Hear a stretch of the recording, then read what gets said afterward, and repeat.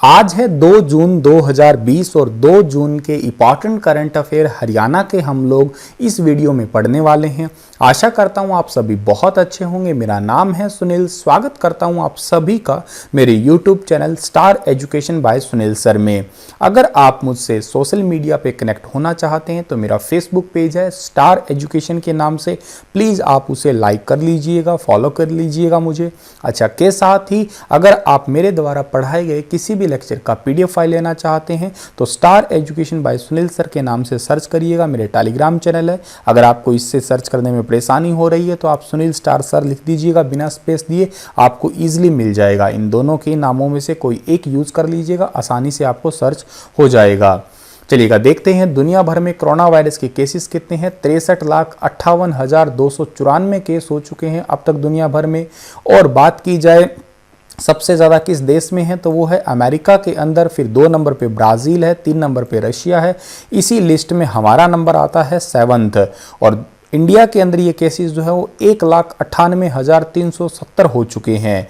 यही आंकड़ा अगर हरियाणा में देखा जाए तो हरियाणा में 2356 केस हो चुके हैं अब तक, और टोटल हरियाणा में मर चुके हैं 21 अभी तक।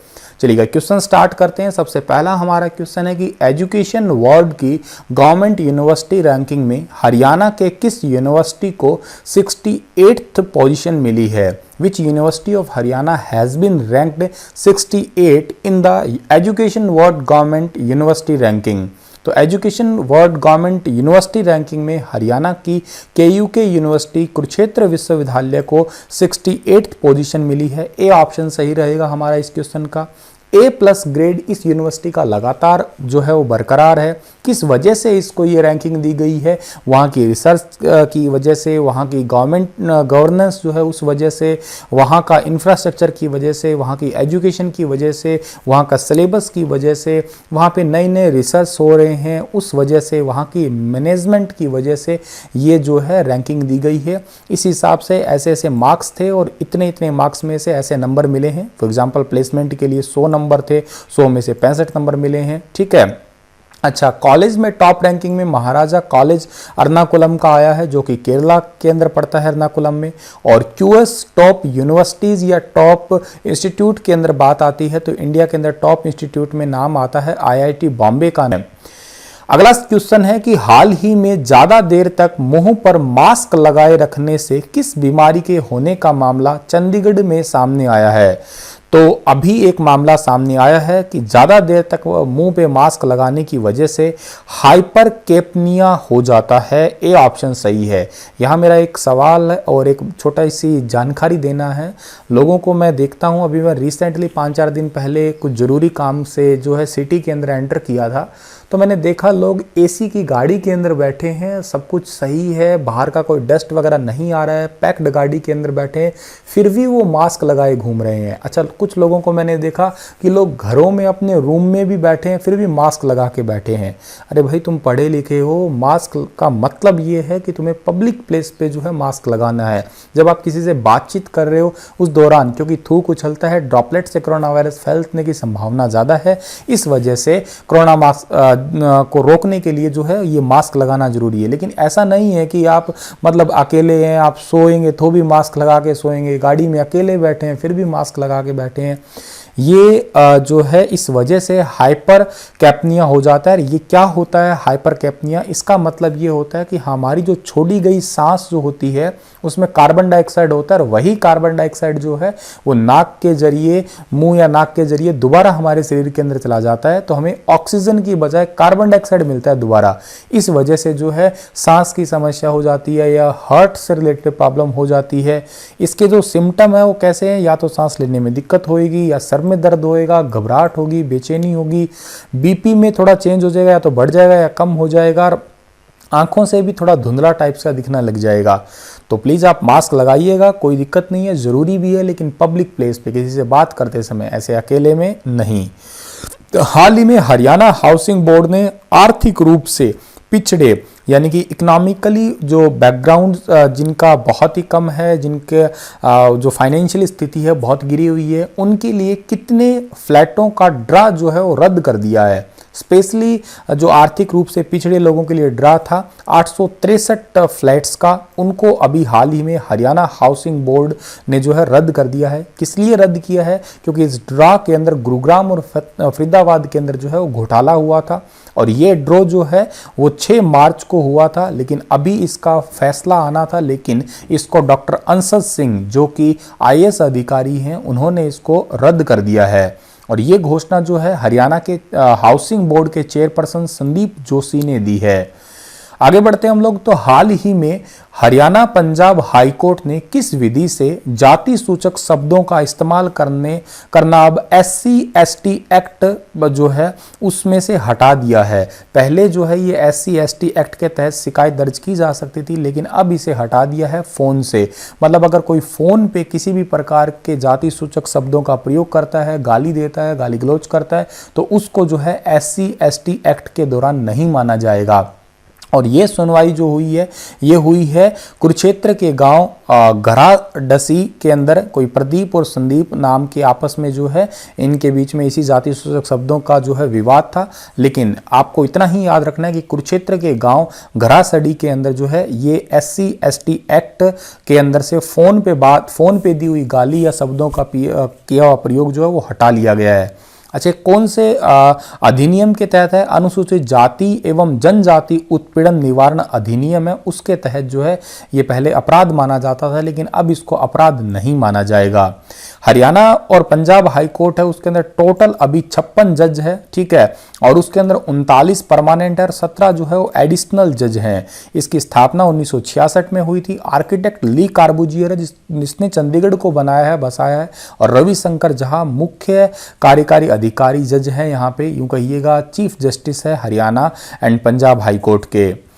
जुलाई में 4 जिलों की आर्मी की खुली भर्ती हरियाणा के किस स्टेडियम में होगी? तो जुलाई के महीने में 4 जिलों के अंदर जो 4 जिलों की खुली भर्ती होने वाली है, ठीक है, वो स्टेडियम का नाम है शहीद भगत सिंह स्टेडियम सिरसा का।